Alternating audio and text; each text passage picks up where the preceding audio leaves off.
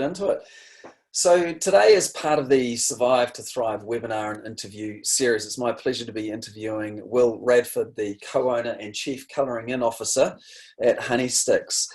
And Honeysticks are the makers of the world's best non-toxic beeswax crayons for kids and often adults as well. So welcome, Will. Hi, how you going? Thanks for having me on. Good fun. Brilliant. So, hey, today's going to be you're going to hear a fascinating story how Will has transformed from being the architect of the Jockeys underwear brands and the relationship with the All Blacks through to selling millions of crayons in 20 countries across the world. And so, Will, to get started, it'd be great to just kind of understand a bit of the background here and how you got started with the Honeysticks business. Yeah, well, to start with, I was not an underwear model, that's for sure. Yeah, I was on the other side. I mean, I've recently transitioned out of, I guess, the corporate world, which has been a lot of fun over the last, my whole career, really. And so, I mean, the transition out of that's been fun, but where we got there is probably the journey of how we got there has been really exciting. So I guess probably it's about 10 years ago that my wife actually started the business and the brand. Yeah. And she was doing this on the side as well as raising kids, which, man, full credit to that. I don't know how. I don't to be fair. I mean, the days of bringing up the children, then at night time packing the orders and running the business was amazing. So, so we ran that for about 5 years on the side while I was working full time in the corporate world. And then it got to a point where we just weren't sure what the next steps were, and then I got offered a new role over in Australia. So that being said, and it's so like, wow, what do we do now? And that's when we had a business partner come on board, a colleague I used to work with, who had experience in product development and marketing, but wanted to get it into his own business. So at that point, we had no one full time on the Honeysticks brand, and having an opportunity to come in someone full time and be full time on the brand was really exciting. And that's when we had a business partner come on board, Luke, who to this day is a business partner and almost like a partner in crime in terms of how we operate, which is quite fun. So we've always had the same philosophy between us around natural products, natural philosophies around how we bring our kids up. Don't expose them to too much toxic nastiness in terms of how we operate our lives, and try and have natural products in our day-to-day living, really. So that's how we kind of got together, and how we transitioned from a small thing on the side, really, to now where we've got a business partner and we run it. So I think I transitioned into the business only in September last year, which has been quite an exciting ride and a huge transition from working on a multinational business and brand with 6-7 figure marketing budgets that we operate daily, and not flinching an eyelid at spending 20 grand on something small, whereas now it's like, oh god, we can't do that. To operating. So that's fascinating. So you've kind of had this. You're looking from the outside, and you've been a shareholder director while you've had these other roles, and you've now transitioned in full time with a move back to beautiful Wanaka, which is a great spot to be. Yeah. What's been the biggest challenge, I guess, from a mindset point of view, going from a larger company with 7-figure budgets for marketing to a smaller manufacturing company? I think it's just getting shit done. That's been the key, and doing it yourself. I think that's been the fun part of it.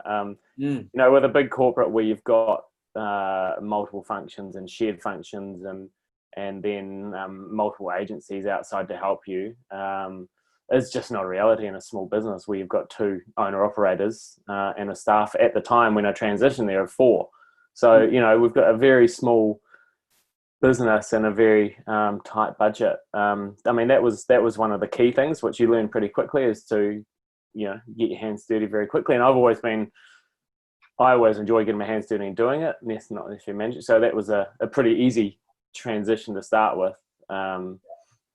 And the other thing is, which I've had to catch myself on quite a number of times with, is keeping it simple. I think when you're a small business and operating in an environment where our business is pretty complex in terms of our markets, our channels, and also our products can be quite complex, even though it's a pack of crayons, so it is quite complex, is just making sure you keep it simple and don't overcomplicate it. Corporate has a way of introducing processes and policies and that sort of thing for every element of what you do. But if you do that within a small business, you'll lose yourself on just doing mind-numbing stuff just to tick a box. So yeah. I've had to catch myself a number of times to transition out of that role to just getting shit done. That's why, what moves the needle. What absolutely moves the needle. Exactly. Oh, that's fascinating. So you've made this transition, and you're now into the business. So I guess just to kind of back up a bit in terms of the actual product itself, or the products itself, with the honey or the beeswax crayons. Look, tell me what is different about these products, and what is special about these products? So Honeysticks is a natural children's brand. We started, the whole journey started when these crayons here, these just a little originals crayons, which we call them. So they're a crayon that kids play with. They were originally developed for a preschool in the Bay of Plenty, where a kindergarten teacher was literally watching her kids eat crayons and thought, well, there must be something better here, and how do we do that? So that's where the idea came around, is that kids are just chewing on stuff that's nasty. And to be fair, like, everything's classified as non-toxic. But from our point of view, non-toxic really wasn't good enough. And we can go one step better than non-toxic and become natural and food grade. So we developed the product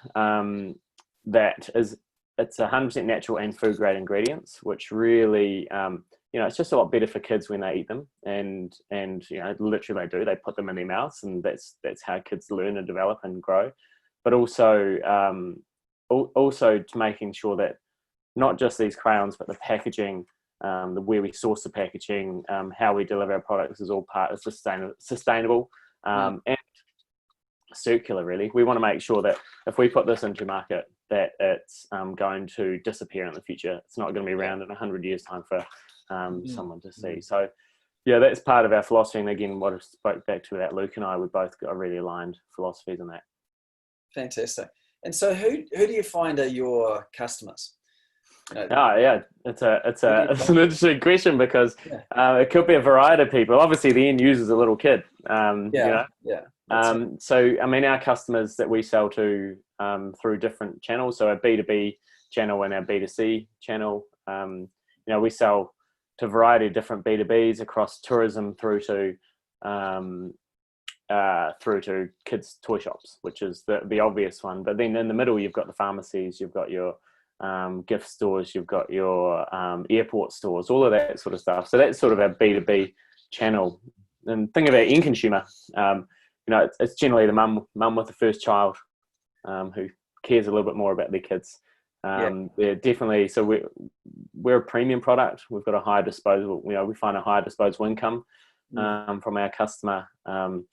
So we make sure that our product lives up to that as well. So our customers generally, our primary customers are mother with first child, secondaries, grandparents who, how we put it now is grandparents who are realizing that they may have made a few mistakes in the past and should be doing better for their grandkids. The gifting market at that level, and there's definitely, again, a disposable income to spend is a really important target market for us as well.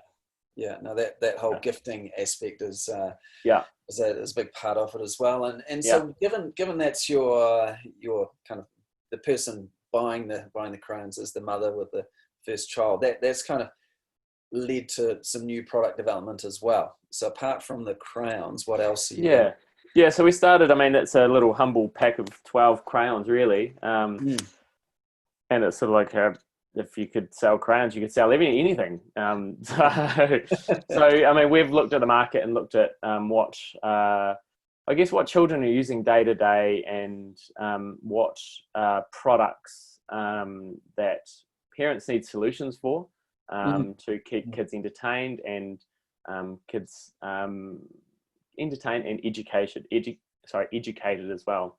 Yeah, So, yeah. so where we looked at crayons, we've developed a couple of different lengths of our traditional crayon, which go into really within the similar category. But then we've also entered the bath category. So having a look at these occasions where kids are playing and engaging, and natural products could be better for them. So we developed the bath crayon, which is just here on the left or right. Yeah. So bath crayon. So again, something that's 100% natural, made food grade. The packaging is recyclable, and so therefore nothing will get left behind in the market in the world. And so that's into bath crayons, and then into a bath drops product as well, 100% natural bath drops. So products that, to be fair, people are already using, but we're making a much better product, and a product that consumers are looking for now. Consumers are looking for natural, recyclable, sustainable products in the marketplace, and that category is only going to grow in the future too. So, I guess the way we look at it is that anything that we're developing is a lot better for our kids and safe for our kids for the future as well. Yeah, that's so. So these values that you've got around sustainability and the, I guess, really entertaining and educating. Like, how do you use these, like, practically in the business, either making decisions or in how you promote the company? Yeah. How does that? So I mean, it's being fully circular and fully sustainable is a challenging thing with the world that we live in, right? So, sometimes we'll, when we first started, this product here used to come from our packaging, and it comes in plastic. And so it's making sure that you're starting right at the start of your process, and educating our suppliers right through to our consumers about what the product is, where it's come from, and how it's sustainable.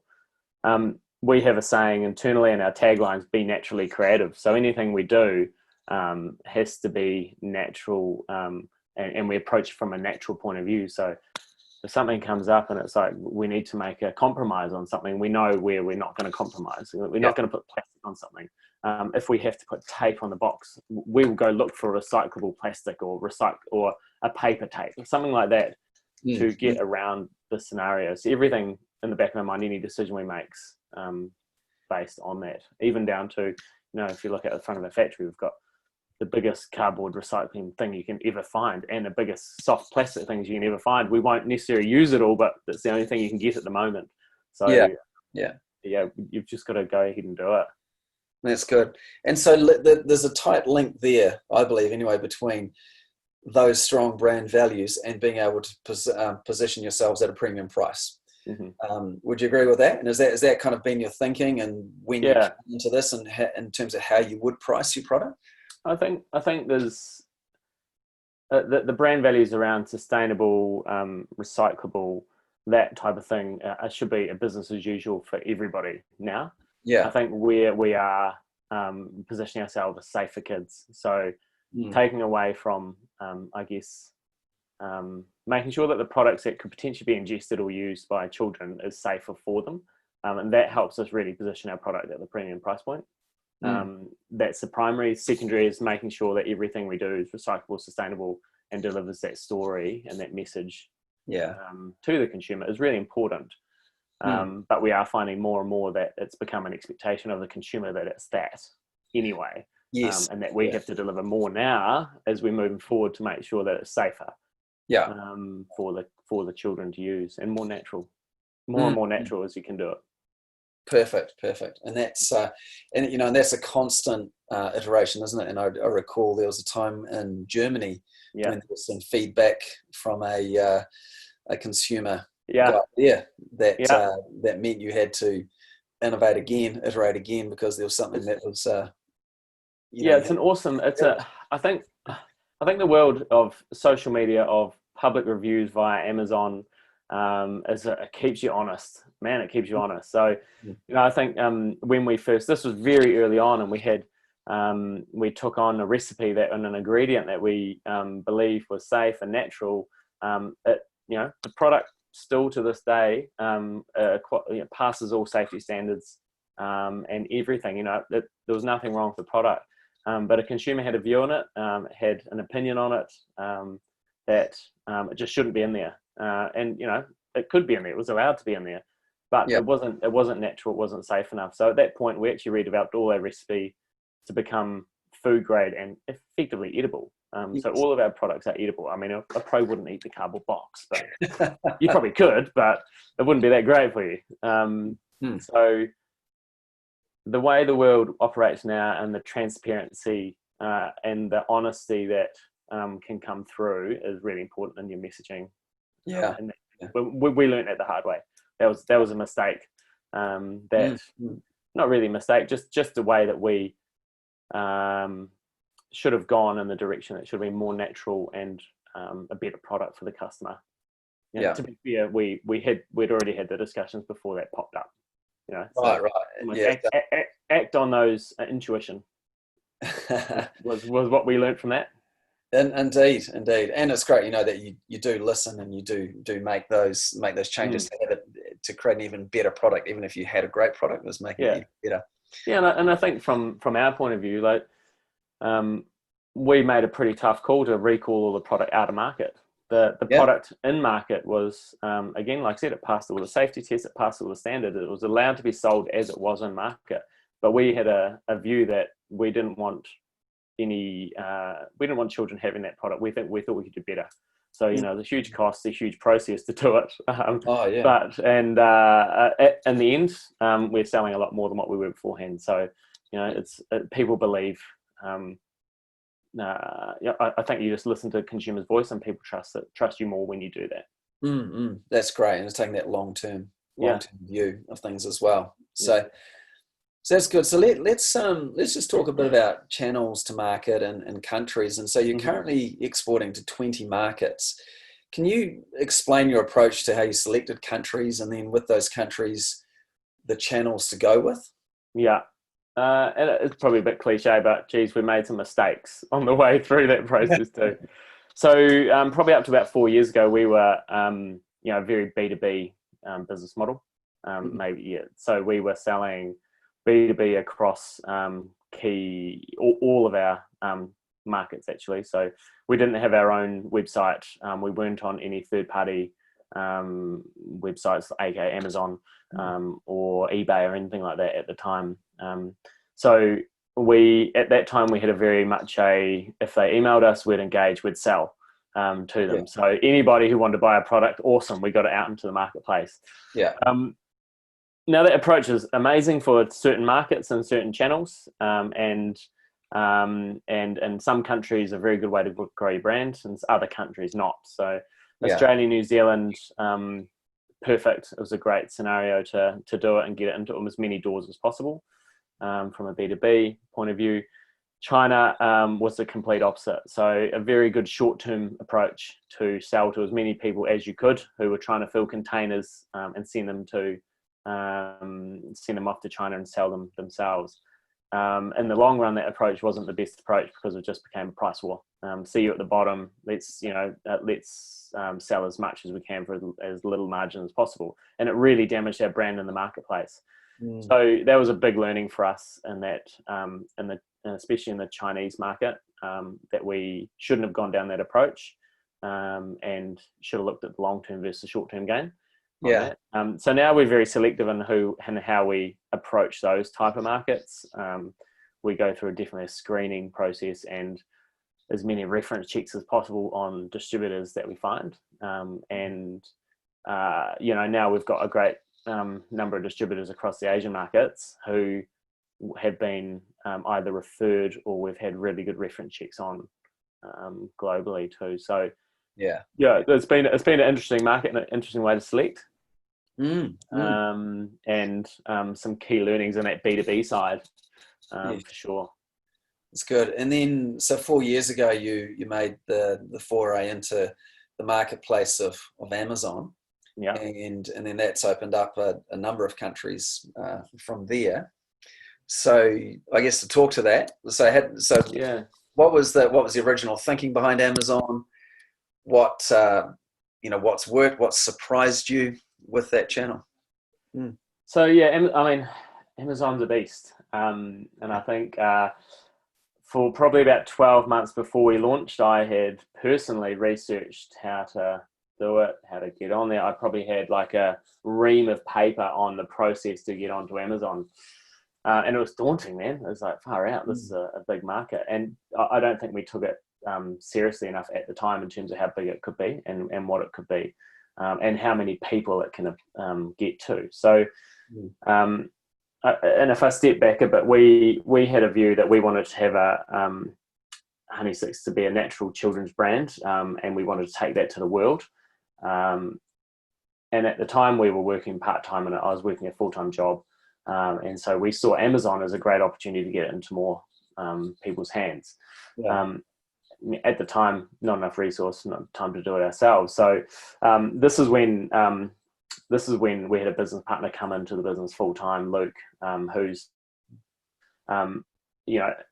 we jumped at, we knew that was the right strategy to go for. He walked into the business with a big Chinese market. 2 months later, there was no Chinese market because the tax laws had changed over there, and we had to pivot really quickly and get onto Amazon. Probably the best thing we did to get onto Amazon was find a third party to do it for us, who had the expertise, the skills to get us on there quickly. And that, to this day, that's probably been one of the biggest learnings and the biggest takeouts of first in my own business and also in a corporate business, is find an expert who's good at what they do and get them to go on and do it for you. Yeah.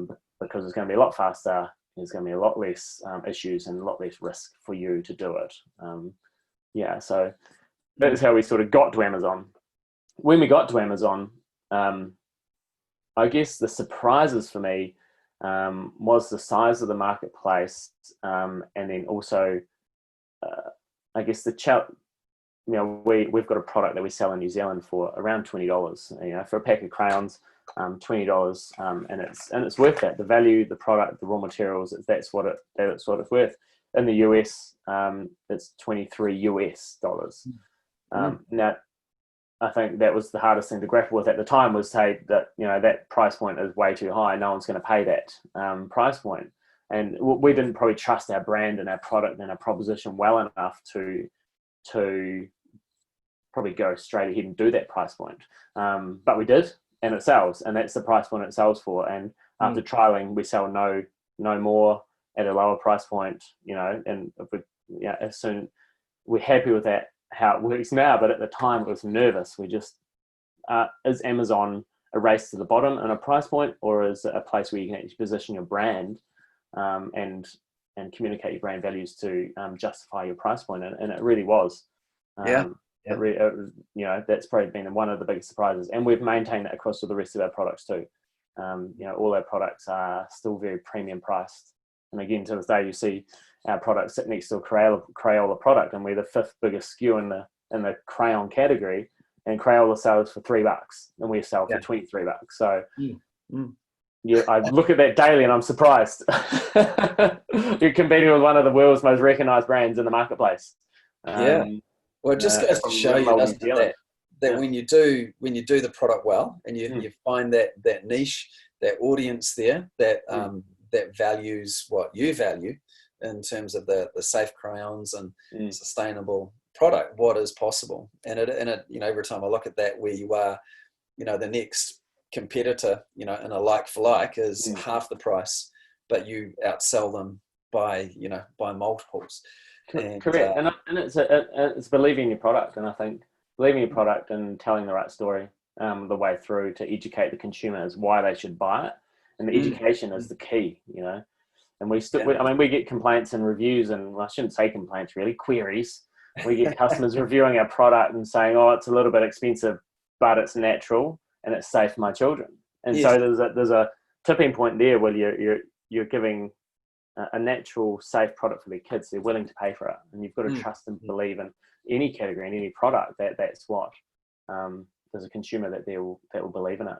That's right. I even read a review that they were happy it was safe for their dog, who was eating 1.5 of them. So I know. They kept buying them because the dog kept eating them. Like, not the point. Their kids wanted them. So that's good. So yeah, so with Amazon now, what countries?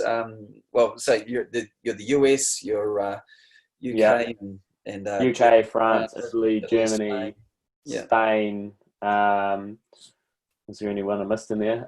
Netherlands. Netherlands now. That's right. Yeah. So and then that we're currently active in those markets, Mm, and they're all performing really well. yeah. And I Mm, guess probably the future is the for us it's the Amazon beast. They're expanding into more markets, acquiring new online platforms in different markets. And so how do we get onto those ones? And again, how do we get there with our products that we currently got, and also as fast as we can, really, in this current yeah, time. yeah. No, that's right. So yeah, Australia, Singapore, Yeah, potentially Japan, India. correct. So once you've got that, that core US, UK, Europe working, then those other channels all make sense as well. Yeah, correct. Yeah. Mm. Yeah, and I think that's exciting for us because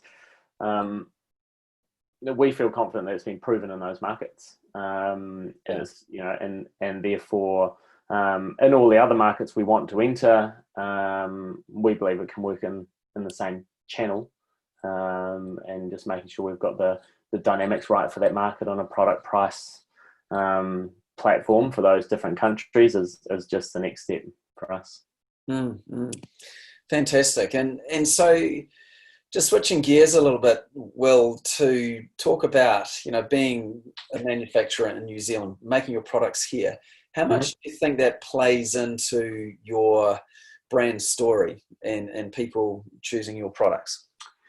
Yeah, I think it's a hugely important part of our story, that people trust New Zealand. People trust, it's from the outside world. People believe it's a natural country, and relatively progressive as well in that viewpoint. But the way we communicate that to different markets varies. I think as we go into Asian markets, it's right up there. It's almost the first thing that we tell them, right? Made in New Zealand, natural crowns. As soon as, and very relevant for that consumer and that customer. As we go to the US, that made New Zealand comes down the priority list. US, they want product that's safe, it's better for you. And they would prefer a product that's not made in an Asian country. So that's where we fit in there. It's not the first thing we tell them. It's like the third thing we tell them, that it's made in New Zealand. So it's a really important fact, and it's still top 3 selling points in every country we go to. But the priority of messaging does change between them as well. So we've looked, to be quite honest, we've looked at producing product. Some of our range, not our main products, just some of our accessory ranges in other markets. But we just don't believe that the consumer would accept that if something's produced in an Asian country, that we would get the same buy-in and the brand to the brand if it wasn't made in New Zealand. So, we still print all of our books, all of that stuff in New Zealand, which is, we love it because it's, apart from just being able to drive down the road and pick up a sample when we might need it, we love working with local manufacturers across New Zealand, actually. So, we've got manufacturers in Auckland and in Nelson as well. So, it's great. And we source all our products from throughout New Zealand, right down as far as Wanaka, where I am, right up to sort of, almost Kaitaia, depending on where beeswax come from, where it's sourced from. It's from everywhere. Which is it's a great story, and we're starting to tell that story more as well, right through from our raw material to our end product too. So fantastic. It's a lot easier to tell. You have confidence in it too, right? You have real confidence in telling a story where you know where it's come from. Is key. Well, that's great. That's great. And I was going to ask, have you ever been tempted to go, look, should we just get this? Should we simplify our lives and just get this made somewhere else and just focus on the marketing? Have you thought through that, or? I think so. mean, crayons is a pretty niche thing to make. Yeah. There's not many people that make crayons, and to be fair, the only way we're able to unlock our brand and really deliver to our market and to the demand is by owning our own manufacturing in New Zealand. Sure, there's hundreds of crayon manufacturers based off in other markets, which would be quite easy. I could probably be out the ski field today doing it, but but it's not a priority of ours really in terms of doing that and looking at it. We think the beauty of our product is it's really handmade. It's not commercialized. Every bit of product's actually different, and we can control the manufacturing, the quality, and the output that comes from it is a really important part as well that we do. So I think there's something to be said for quality and local manufacturing versus going for price. So I know that on a colouring book, for instance, I could probably save $5 a book by going offshore. Keeping it local is that's awesome. It's we know it's been made with care and love, and we know where the raw materials come from too. So it's a great easy way for us to continue the journey. It's good. And linked to that is really with COVID-19. The fact that you're around New Zealand, and if there's any, one is speed and being able to fulfill orders, because there were hearing challenges with people that had components being made in China, and then it just holding up their whole ability, whole supply chain. So at least you've got more flexibility and speed around. Correct. Yeah, and I mean all of our suppliers in New Zealand have been fantastic around and around COVID, around having stock availability, trying to get it to us as fast as possible, making sure that where we were on payment before delivery, moving our terms. So those sort of discussions are a lot easier to have around COVID, especially. But again, they're scenarios that if it wasn't COVID, it could have been GFC, or could have been something different that comes around. Kind of definitely very unique scenario. But having it local makes it a lot easier to manage. That's good. And speaking of COVID, like, what happened for the brand through COVID, and how did you? Uncomfortable movements in my seat. So COVID for us, we saw it coming from about probably January, late Jan is when we saw it hitting our brand. And I think we were poised in the right category at the right time from a COVID point of view. So I mean, children's product, crafting product, using it at home. I'm locked down. I need to buy something. So I'm going to buy some crayons and some colouring books and some stuff to entertain my kids. Perfect product category to be in. So we've been very lucky in how we've come through COVID. And sales have just continued, which is great. In some markets, so in the US, Europe, where we've been on Amazon, we've continued to sell. Outside of Amazon, B2B gone. Stopped overnight as soon as COVID hit.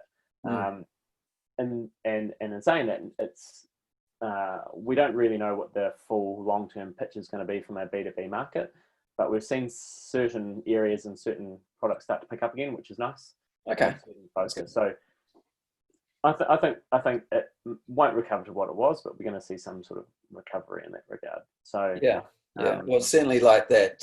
In the US and UK, Europe, we've got the right product category, and online, with that move from brick and mortar retail to online, just that step change.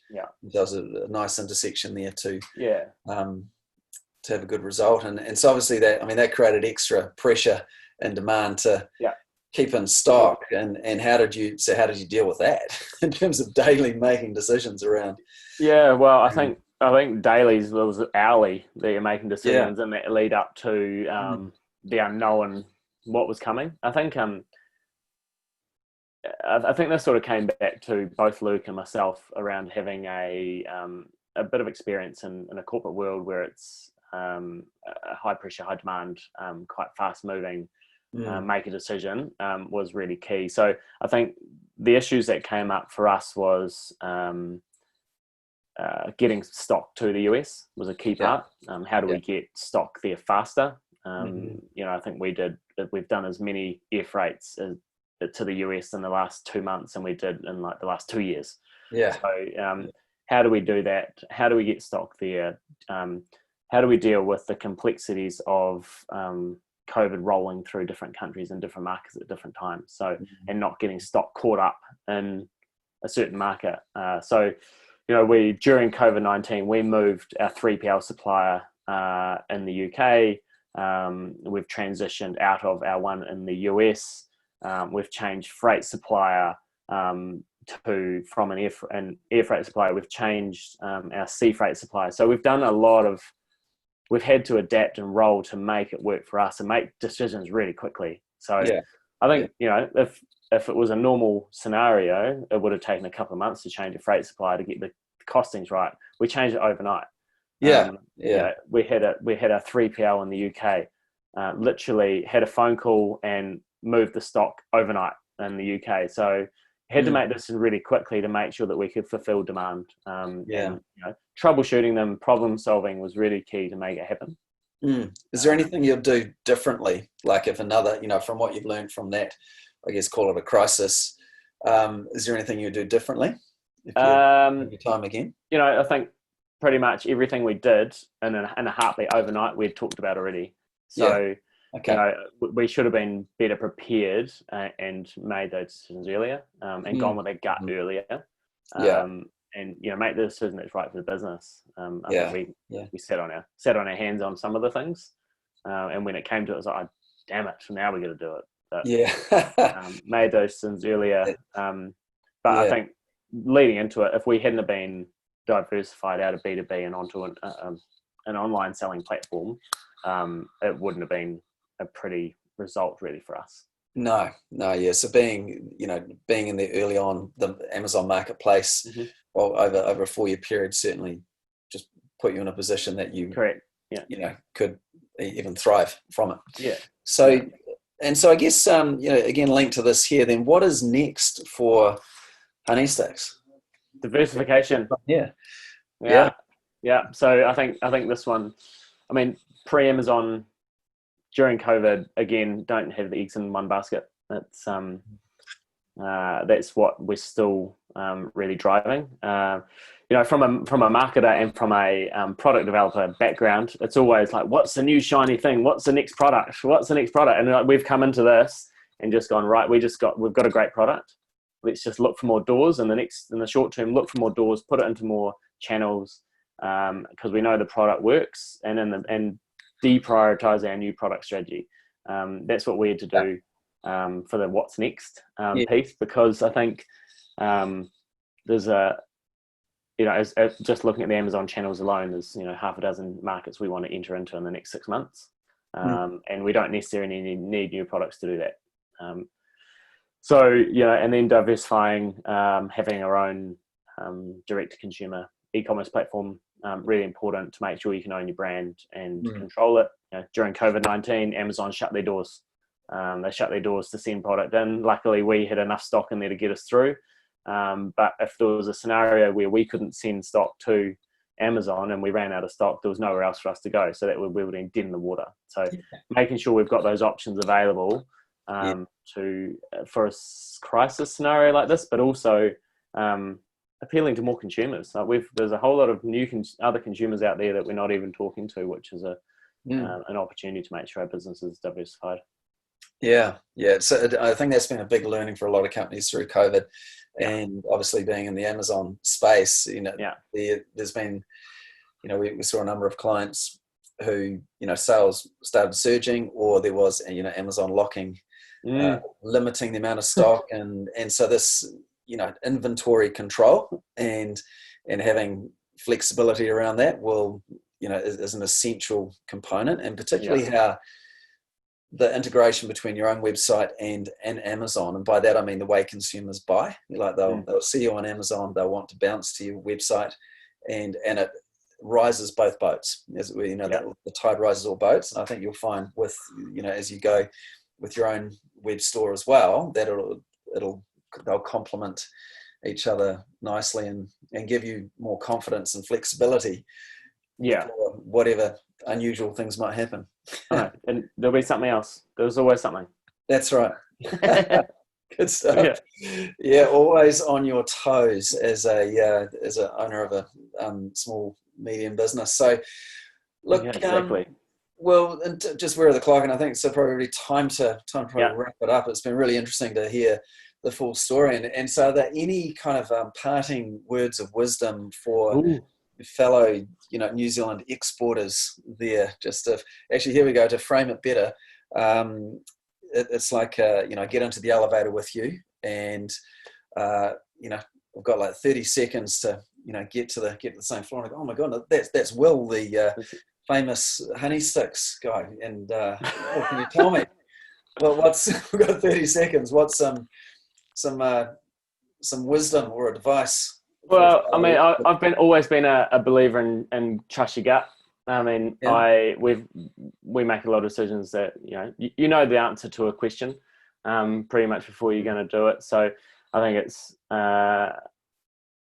get on with it and do it and get shit done. It doesn't have to be perfect, but if you don't explore it, you'll never know. And getting out there. So that's something that's got us through COVID. There's been a lot of decisions we made that were, if we didn't make them so quickly, that wouldn't have got us there, and we knew they were the right decisions, so we just had to go for it. The other thing is and we're doing this for our own website that we're just developing at the moment, is get experts involved. Don't try and do everything yourself. Surround yourself with experts to get yourself through and to be able to manage the pressure. That's probably been one of our key learnings in the last sort of at least 12 months anyway, and going through COVID. It's like we need to be surrounded by key people. Great. Ding, and the elevators. What a view. Very good of you. Good view. Excellent. All right, hey Will, look, it's been great having a conversation with you, and I'm sure people listening and or watching this here will have got a lot of inspiration and insight from you. So thank you very much, and continue the great work. Well done. Thanks. Yeah. Right. Go the Crowns. See ya. See ya.